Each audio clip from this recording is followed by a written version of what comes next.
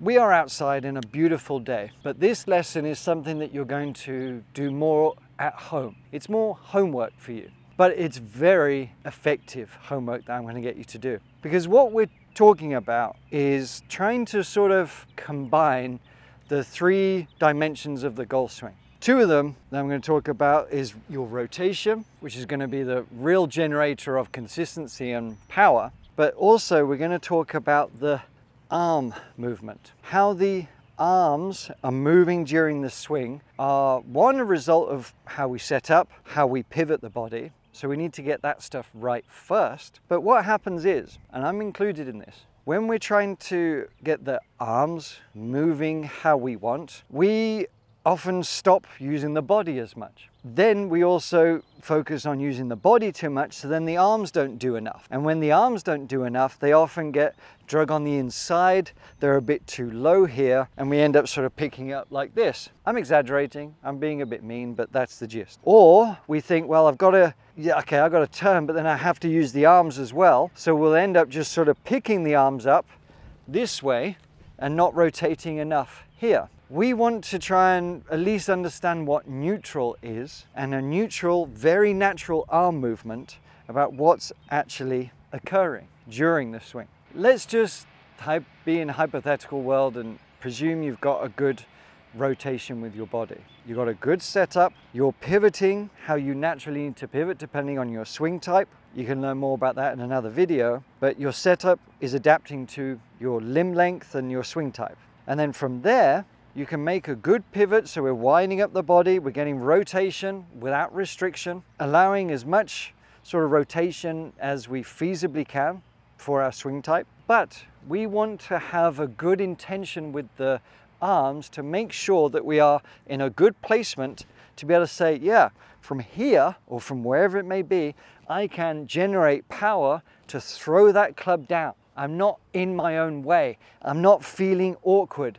I'm not really worrying about where this club is. Is it falling behind me? Is it falling in front of me? Am I dipping? Am I doing all this kind of stuff? So many thoughts or too many variables going on. So let's really simplify this. So what you're going to do to get yourself into, I don't even like the term, but a perfect backswing, you're going to do this. You're going to take the club across your shoulders like so. You're just going to cradle it like a wee little baby. These are precious. Golf clubs are precious. We love them, right? Sometimes. And what you can see is I'm cradling it, but I have freedom of movement this way. I can raise it up and down. What I'm going to do is combine this with my rotation, okay? And we're going to do it in a couple of steps. So first of all, I'm going to rotate, okay? I'm going to make a backswing, I'm going to rotate. So I'm feeling relatively full. As soon as I start feeling restriction, that'll do for me. I'm not fully warmed up. Now I'm going to raise those arms. And what I'm going to try and notice is, all right, where is this club? You see this club is pretty much pointing directly at you. It's pretty much level. But I wager, if you try this, you'll do something a little bit different because of a tendency most of you have. So I want you now to go and grab a club, grab a wooden spoon, a ruler, a alignment stick, whatever you can. And even if you don't have something, you can still just cross the arms like a little Russian dancer. And I want you to raise your arms up, and I want you to make a rotation. Because what I want to notice is, are my arms, are my shoulders level? Or are they dipping down too much here? I'll show you from this way. I'll make a rotation. If I don't raise my arms enough, see how that club's pointing down? And a lot of you will be thinking, well, hold on, I've been told the drill, you know, to put the club across the shoulders and point it to the ball. Get that left, you know, shoulder down. Really wind down, load up into that right side. Load up that way. You can hear in my voice I'm strained. For some of you, that may apply for some of the time. But most of you are going to be so much better, have so much more freedom in your golf swing when you're not having that sensation, when you're not trying to do that. What you're actually going to do is try and keep this club level. Now, I'm not doing it by lifting my whole body up. See that?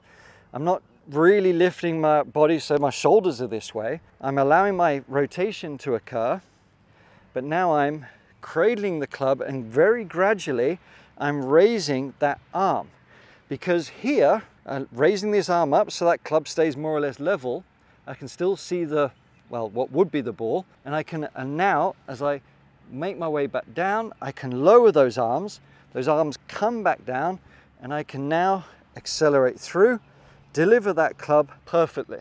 And you think, well, I've got to hold the golf club here. But what's happening is, you're not reacting to the golf club. The golf club isn't swinging you. You are swinging the golf club.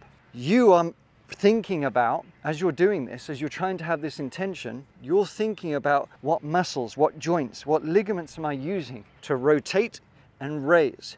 What's occurring here for me to get in this position? And when I do that, like, why is the benefit of this? When I do that, I have much more freedom. I can slam that club back down with so much more velocity without that manipulation. If I don't allow those arms to raise, I'm stuck here and I'm trying to generate speed, and I will throw it back down that way because it has to, because I haven't created enough elevation. But if I try and do too much elevation this way, okay, I'm going to be too flat here, and then I'm going to have to kind of manipulate again. So this cradling, this action is going to give you super neutrality and width in your swing, and it will give you a nice little checkpoint that you can reference to keep feeling it. So here's the thing, no, that's not a golf shot, but it's training the muscles.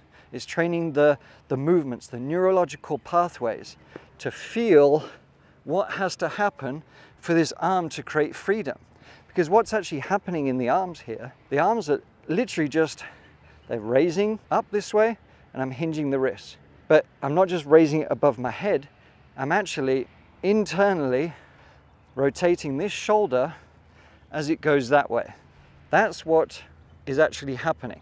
I'm not just doing this, it's actually a slight, I mean, this is sort of making it perfect really, because we can just do that and rotate and you'll be in just a good spot. That'll be fine, but we're just allowing a little tweak to the side as we raise it up and as we rotate. And you'll find that it gives you so much more freedom, and you will love this. Rehearse it very slowly. When everyone tries drills, they always try and do it full speed, or backwards and forwards, backwards and forwards. That's not how we play golf. We start from a relatively static position. We need momentum to start things off, yes. Just rehearse slowly. Even do it with your eyes closed to start feeling internally what this movement feels like. Do it 5-10 minutes a day for the next week. Come back and tell me what you notice in your full swing. And when you do take a club, you're not worrying about this. You're just doing the same feeling, the same intention with your arms